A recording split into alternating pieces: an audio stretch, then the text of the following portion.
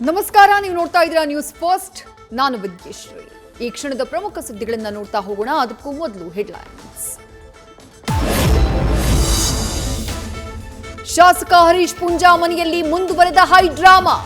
ಯಾವುದೇ ನೋಟಿಸ್ ನೀಡದೆ 5-6 ಪೊಲೀಸರು ಬಂಧಿಸಲು ಬಂದಿದ್ದಾರೆ. ಇದು ಕಾನೂನು ಬಾಹಿರ ಅಂತ ಪೂಂಜಾ ಪರ ವಕೀಲರ ಹೇಳಿಕೆ.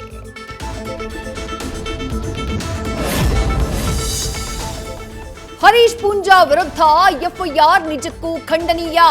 ನಮ್ಮ ಕಾರ್ಯಕರ್ತರನ್ನ ಟಾರ್ಗೆಟ್ ಮಾಡುವ ಕೆಲಸ ಆಗ್ತಾ ಇದೆ. ಶಾಸಕರ ಬಂಧನ ಸರಿಯಲ್ಲ. ಬೆಂಗಳೂರಿನಲ್ಲಿ ಬಿಜೆಪಿ ರಾಜ್ಯಾಧ್ಯಕ್ಷ ಬಿವೈ ವಿಜಯೇಂದ್ರ ಆಕ್ರೋಶ.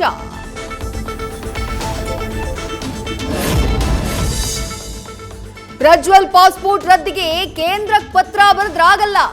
ರಾಜ್ಯ ಸರ್ಕಾರ ಅಧಿಕಾರಿಯನ್ನ ಕಳುಹಿಸಿ ಚರ್ಚೆ ನಡೆಸಲಿ.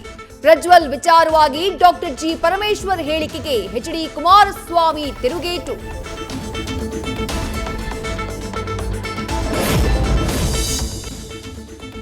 ತನ್ನ ಮೇಲೆ 2 ಕೇಸ್ ದಾಖಲಾಗಿವೆ.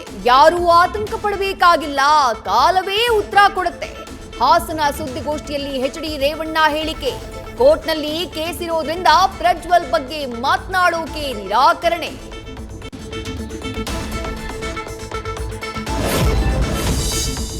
ಮೈಸೂರು ಅನಿಲ ಸೋರಿಕೆಯಿಂದ 4 ದುರ್ಮರಣ ಪ್ರಕರಣ. ಶವಾಗಾರದ ಮುಂದೆ ಮುಗಿಲು ಮುಟ್ಟಿದ ಸಂಬಂಧಿಕರ ಆಕ್ರಂದನ. ಮಗಳು, ಅಳಿಯ, ಮೊಮ್ಮಕ್ಕಳನ್ನ ಕಂಡು ಕಣ್ಣೀರು.